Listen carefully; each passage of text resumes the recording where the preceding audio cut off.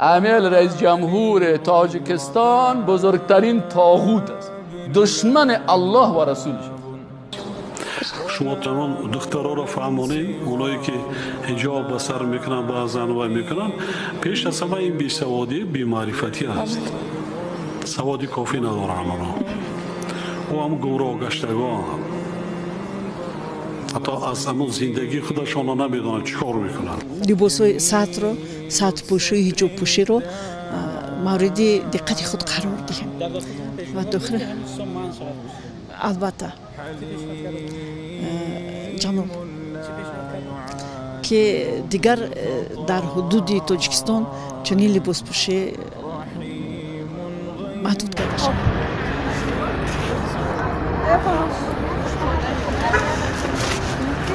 روزی انگاه چند ساله ممکنه؟ نه زنها در مردا در چند